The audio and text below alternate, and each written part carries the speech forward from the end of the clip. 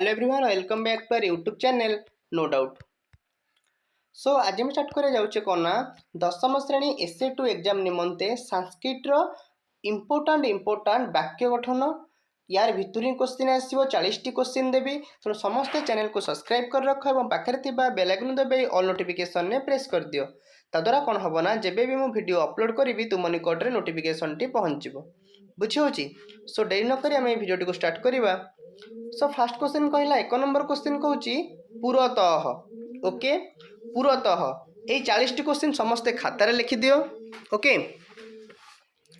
सो देख पुरतः शिक्षकस्य पुरतः छात्राः पठन्ति श्रुत्वा पुराणं श्रुत्वा भक्तः आगच्छति। तापर कहला सह जनेकन सह पुत्रः गच्छति अतीव रोगी अतीव दुखी भवति। ये 40 टी क्वेश्चन पढ़ो इट्स एनफ। ओके 40 टी क्वेश्चन 5टा क्वेश्चन निश्चित भाव तुम्हें पाइज।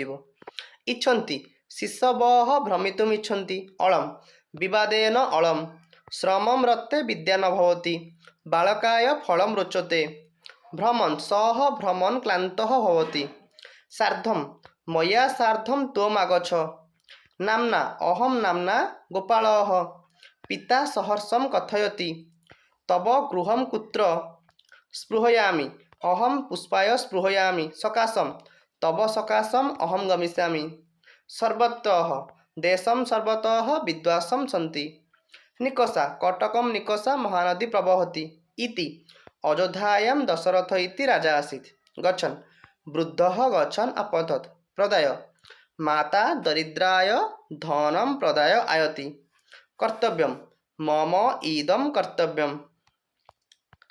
तापर 22 रे कहूची त्वाम अहम त्वाम सम्यक जानामि गत्वा छात्रः गृहं गत्वा पठिष्यति सकृत सन्यासी दिवसस्य सकृत खादति प्रभुतम सरोवरे प्रभुतम जलम अस्ति एषा एषा मम माता चिराय दरिद्रः चिराय दुःखं लभते कृते दरिद्राणां कृते विवेकानंदस्य हृदय विगलतम आसीत्।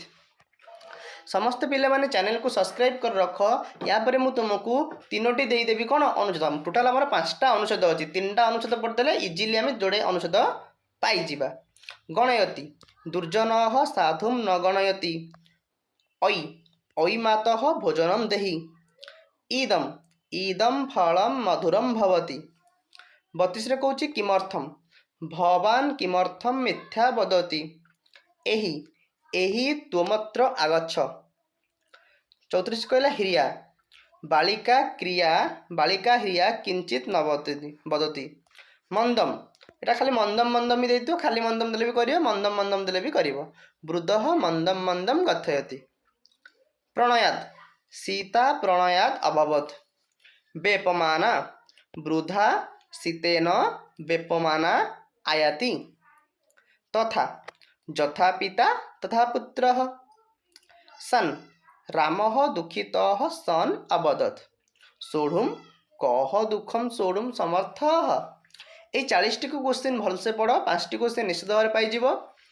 आशा करुँ आपको भिडियो भल लगी जब आपको भिडियो भल लगी निश्चित भाव में भिडियो को लाइक कर चैनल को सब्सक्राइब कर मोस्टली सांग मान शेयर करनब। Thank you so much.